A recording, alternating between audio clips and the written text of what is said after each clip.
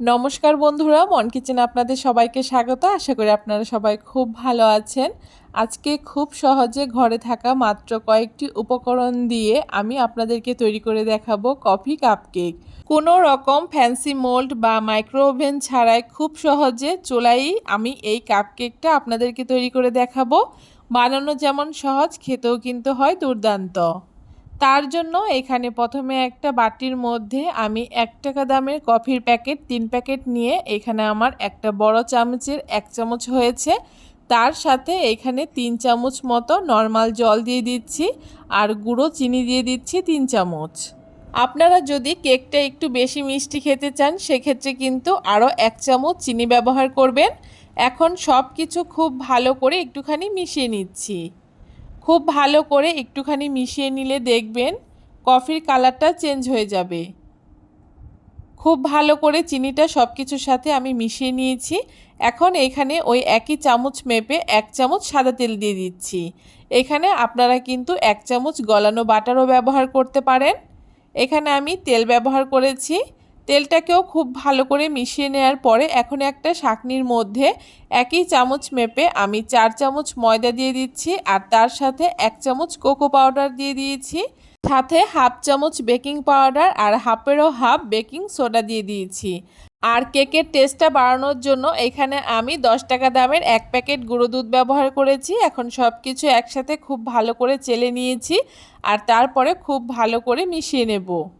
এখন এখানে অল্প অল্প জল দিয়ে একটা পাতলা ব্যাটার তৈরি করে নেব।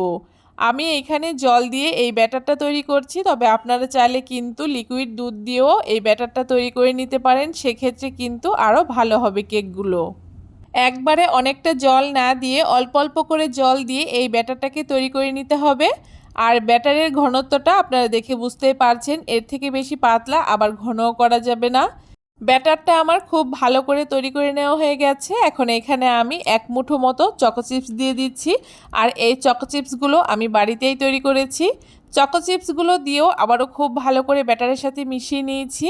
আর এইদিকে একটা থালার মধ্যে আমি কয়েকটা ছোট ছোট কফির কাপ নিয়ে নিয়েছি আর কফির কাপের মধ্যে আমি ওই চামচ মেপে 2 চামচ করে ব্যাটার দিয়ে দিচ্ছি। কেকের ব্যাটারটা কিন্তু একদম কাপ ভর্তি করে দেওয়া যাবে না, একটুখানি ফাঁকা রাখতে হবে, কারণ কেকটা বেক হওয়ার পরে কিন্তু অনেকটাই ফুলে যাবে। ব্যাটারগুলো দিয়ে দেওয়ার পরে উপর থেকে আমি আবারও কয়েকটা করে চকো চিপস দিয়ে দিচ্ছি। এতে কিন্তু দেখতে এবং খেতে ভীষণই ভালো লাগবে। সবগুলো কাপ এখানে আমি রেডি করে নিয়েছি। এখন কেকগুলো বেক করার জন্য আগে থেকে উনানে একটা কড়াই বসিয়ে দিয়ে কড়াইটাকে আমি 5 মিনিট মিডিয়াম আঁচে গরম করে নিয়েছি। এখন ঢাকনাটাকে খুলে থালাটাকে বসিয়ে দিচ্ছি আর ঢাকনাটাকে আটকে খুব ভালো করে ছিদ্রটাকে আমি একটা লবঙ্গ দিয়ে বন্ধ করে দিচ্ছি। এখন এভাবে করে 5 মিনিট হাই ফ্লেমে আর 15 মিনিট লো ফ্লেমে কেকটাকে বেক করলেই দেখবেন খুব সুন্দর এরকম ফুলকো ফুলকো কেক রেডি হয়ে যাবে। কেকের থালাটাকে নামিয়ে এখন কেকগুলোকে আমি ঠান্ডা করে নেব। আর ঠান্ডা হয়ে গেলে কেকগুলোকে আমি একটা আপনাদেরকে ডিমোল্ড করে দেখিয়ে দেব কেকগুলো কত সুন্দর জালিদার হয়েছে। কেকগুলো দেখতে কতটা সুন্দর লাগছে দেখে নিশ্চয়ই বুঝতে পারছেন। আপনারাও কিন্তু খুব সহজে ঘরে থাকা মাত্র কয়েকটি উপকরণ দিয়ে দারুণ স্বাদের এই কফি কাপকেক তৈরি করে নিতে পারবেন। একটা কেক আমি আপনাদেরকে ডিমোল্ড করে দেখিয়েও দিচ্ছি এটা কতটা সুন্দর হয়েছে আর ভেতরটা কতটা সুন্দর হয়েছে। কেমন লাগলো আজকে খুব সহজ এই কফি কাপকেকের রেসিপি অবশ্যই কমেন্ট করে জানাতে ভুলবেন না। ভিডিওটা ভালো লাগলে সবার সাথে শেয়ার করে আমার চ্যানেলটাকে সাবস্ক্রাইব করে দেবেন।